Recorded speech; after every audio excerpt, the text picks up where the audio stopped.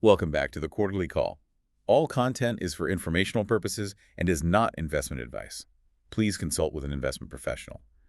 Today, we're digging into the latest Netflix earnings call, Q1 2025. Yeah, the call between their leadership and the analysts. Always interesting stuff there. Definitely. We're trying to, figure out what their vision for the future really looks like, especially in this, well, pretty crazy entertainment world right now. Absolutely. It's not just numbers, it's strategy. Yeah. And one thing that jumped out right away was that whole discussion about their long-term growth. Yeah, the Wall Street Journal leak, right, Hmm. about those, internal 2030 targets. Exactly. Revenue, operating income, pretty ambitious numbers got out there. And Netflix was quick to say, hold on, those are long-term goals, not forecasts, right? Right. They emphasize just wanting to build a, beloved and valuable company. Still, it does make you think about the scale they're aiming for. So what's behind that long-term confidence? What do they say? Well, a big part of it seems to be just how massive they think the potential market still is. They talked about billions in revenue already, hundreds of millions of households, leading viewing share. But the key thing was they feel they've barely scratched the surface. Okay, barely scratched the surface. I hear that a lot. But what does that actually mean? They're already huge. Well, they look at total TV viewing time, right? Yeah. And they say there's still just a small slice of that. Okay. And an even smaller piece of the total entertainment revenue pie, including things beyond TV. Right, okay. But how do they realistically grab more of that? I mean, competition is everywhere. What's the plan? Good question. It seems to boil down to a couple of things. First, untapped audiences. Think about places where internet access is still growing, or maybe older folks in developed markets who haven't cut the cord yet but might. Hmm. And second, it's just doubling down on content, believing they can consistently make or buy stuff that people really want to watch, making Netflix the default choice. Content is king, always. Okay, let's shift to right now. The economy's a bit shaky. Uh-huh. Did they talk about how that's affecting subscribers? Are people cutting back? Maybe switching to the cheaper ad plan?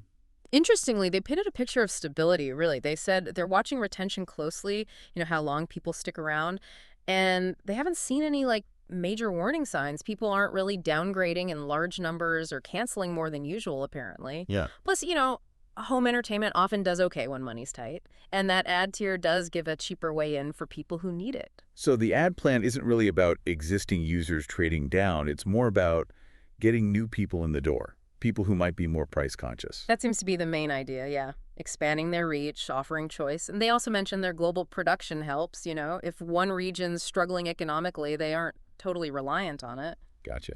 So about those subscribers, they had a pretty good Q4, right? Did those people stick? Retention must be crucial.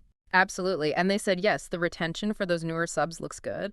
They even specifically looked at people who joined for those big live things, like the boxing match, the NFL game. Oh, yeah. And yeah, those people stuck around just like people who joined for, regular movie or series. So that's a good sign for those big event bets. Okay, that's encouraging. So those live events aren't just a one-off spike. Good. Now, looking ahead, they mentioned spending more on content and marketing later this year. Second half, I think. That's right. How does that square with their profit margins? Yeah, they stuck to their full year operating margin target. They basically said, look, the timing of our big releases affects quarterly margins. Expect more big shows and films landing in Q3 and Q4.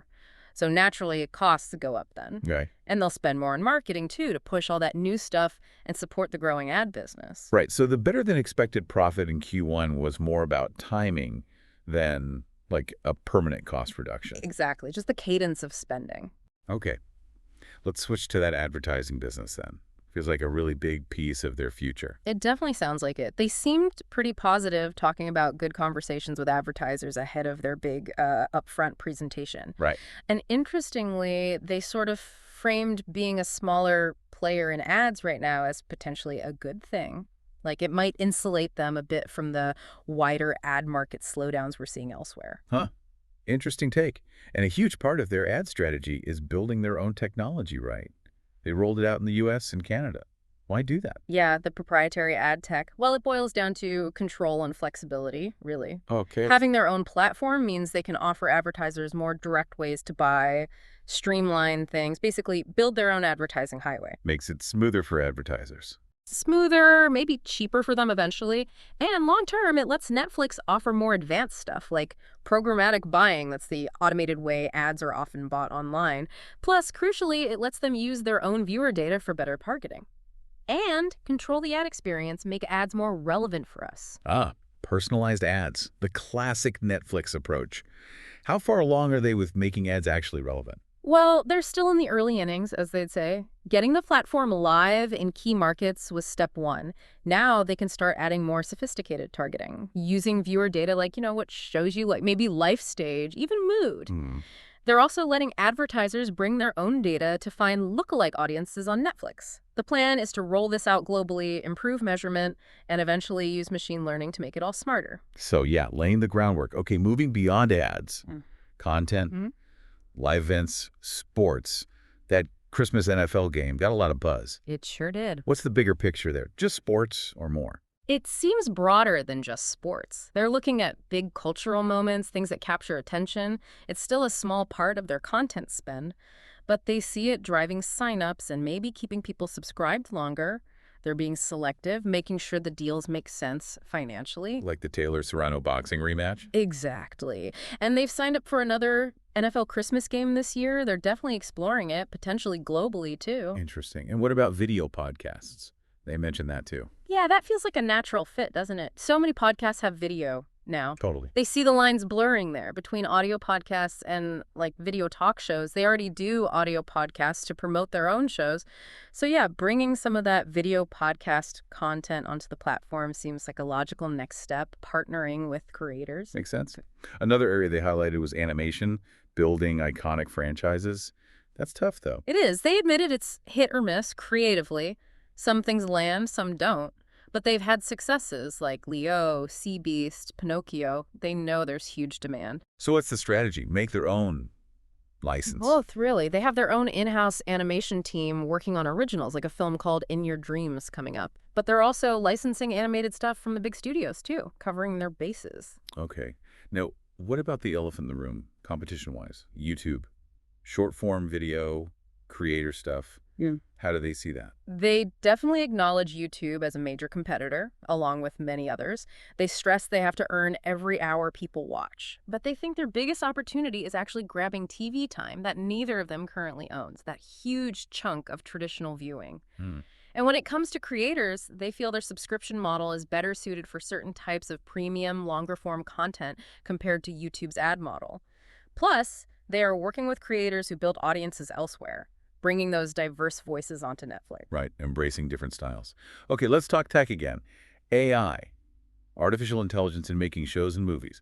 Big topic. Huge. And they seem pretty focused on how AI can be a tool for creators. Not just cutting costs. Well, cost savings are possible, sure, but they emphasized enhancing quality. They gave that example from the film Pedro Páramo in Mexico, using AI for de-aging effects, much cheaper than the old ways. Oh, interesting. It shows how AI can make high-end effects more accessible, letting creators do more.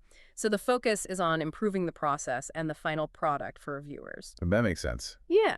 Okay, with so much content, finding something new to watch is hard sometimes. Tell me about it. What are they doing about discovery? Making recommendations better? Yeah, they know it's critical. Even their biggest hits are only a small part of total viewing, right? So discovery is key. They're constantly tweaking algorithms, and they mention a big redesign of the TV homepage is coming. First major one in over a decade, apparently. Wow. It's supposed to be more intuitive, help us find stuff easier. And they're looking at AI for interactive search, too. It's clearly an ongoing focus. Good. What about those extra member accounts? The ones for sharing outside the household? Right, the paid sharing option. They see it as offering flexibility, a lower-cost way for people to share. They said engagement and retention look okay for those accounts. But it's not like a huge growth engine for them. No, they were clear on that. It's a useful feature for some, but not expected to be a major driver of the overall business, likely a small part of revenue. Gotcha. Okay, let's touch on Netflix games. How's that going? Still very much a learning process is the impression I got, like launching any new content type. What's working? Games based on their own shows, like Squid Game, seem to do well. Also, familiar big names like Grand Theft Auto, Kids Safe Games, some social party games too. But they admit there's lots of room to improve, making games easier to find, play. just having a better library overall. So still early days for games. Definitely. The investment is still pretty modest while they figure out how games best add value for subscribers, keep them engaged, but they see a big long-term opportunity there. Okay, nearly there. Let's look at the financials again. U.S. and Canada revenue growth, they expect that to pick up in Q2. Yeah, re-accelerate is the word they use. Why? Mainly because Q2 will show the full year-over-year impact of their recent price increases. Q1 comparisons were toughy because of strong growth the year before, and those Q4 NFL games pulling some viewing forward. Okay. The price hike's fully kicking in. Exactly. And ad revenue should keep growing throughout the year, too, helping that top line. And with all that cash they expect to generate, what's the plan? Still buybacks. Pretty much the same playbook. Reinvest in the business first, keep enough cash on hand, and then return the rest to shareholders via share repurchases. Unless a big, compelling acquisition comes along, expect more buybacks. Right. And before we wrap, they did give a shout out to a departing board member, Tim Haley. Yeah, long-serving member stepping down. Nice acknowledgement. So wrapping this all up, it sounds like Netflix feels pretty solid about their direction. Yeah, confident about growth potential, managing the economy okay, investing in content, ads, games. Right. And those long-term goals are out there. But the day-to-day focus seems to be improving the service, adding value. Exactly. Evolving the content with live stuff, animation, creator partnerships, using tech like AI, improving discovery. They're not sitting still. Definitely trying to stay ahead in a landscape that just keeps changing. That sums it up pretty well. Thank you so much for tuning into the Quarterly Call. For more episodes, please remember to rate and follow our show. Until next time, stay curious and stay informed.